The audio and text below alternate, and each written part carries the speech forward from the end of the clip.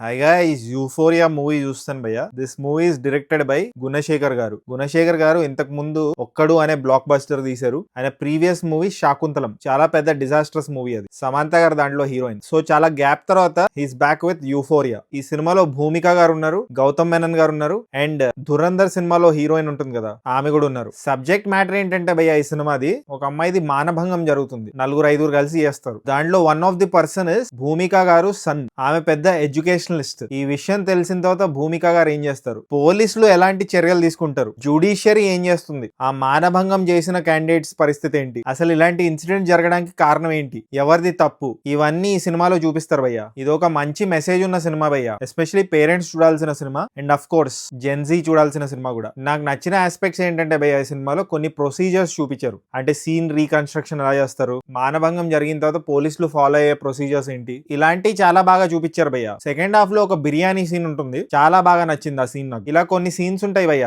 అక్కడ ఇక్కడ బాగుంటాయి ఈ సినిమాలో. భూమిక గారు సన్ క్యారెక్టర్ ప్లే చేసిన క్యాండిడేట్ చాలా బాగా పర్ఫార్మ్ చేశారు. ఇది ఆయన డెబ్యూ మూవీ అనుకుంటా. సెకండ్ హాఫ్ లో మూవీ మాక్సిమం వాళ్ళిద్దరు చుట్టే తిరుగుతుంటుంది. మదర్ సన్ రిలేషన్షిప్ గురించి ఒక సీన్ ఉంటుంది భయ్య, చాలా షాకింగ్ గా ఉంటుంది సీన్. అంటే డ్రగ్స్ మత్తులో జనాలు ఏం చేస్తున్నారు, ఏ ఎక్స్టెంట్ కి వెళ్తున్నారని చూపిస్తారు. అది కొంచెం షేక్ చేసింది నన్ను. క్లైమాక్స్ కూడా బాగుంది భయ్య ఈ సినిమాలో. కానీ ఈ సినిమాతో ప్రాబ్లం ఏంటంటే, this film required new age film maker. I know this movie is directed by a veteran like Gunasekhar గారు, కానీ హాలీవుడ్ లో గానీ బాలీవుడ్ లో గానీ చాలా వెటరన్ డైరెక్టర్స్ ఫిల్మ్ చేస్తున్నారు. ఇంకా ఇప్పుడు పాల్ థామస్ ఆండర్సన్ అనే డైరెక్టర్ ఉన్నాడు, వన్ బ్యాటిల్ ఆఫ్టర్ అనదర్ అనే మూవీ తీసాడు. చాలా పాత డైరెక్టర్ ఆయన. Or for example Clint Eastwood అనే డైరెక్టర్ ఉంటారు, అప్రాక్సిమేట్లీ 85-90 ఇయర్స్ ఉంటాయి ఆయనకి. బట్ వాళ్ళు సినిమా తీస్తే వాళ్ళ లెన్స్ చాలా డిఫరెంట్ గా ఉంటుంది. వాళ్ళు ఒక సబ్జెక్ట్ మ్యాటర్ ని ప్రెజెంట్ చేసే విధానం వేరేలాగా ఉంటుంది. గుణశేఖర్ గారు ఒక వానబీ కంటెంపరీ డైరెక్టర్ లాగా చేశారు ఈ సినిమాని. ఒక మార్క్ లేదు భయ్య ఈ సినిమాలో. సబ్జెక్ట్ మ్యాటర్ లో స్ట్రెంత్ ఉన్న ఆ మేకింగ్ ఇంకా టేకింగ్ వల్ల చాలా రొటీన్ గా అనిపించింది సినిమా. అండ్ భూమిక గారు డబ్బింగ్ ఉంటుంది భయ్య, చాలా జనరిక్ గా ఉంది ఆ వాయిస్. అనుష్క గారికి చెప్తారు కదా వాయిస్,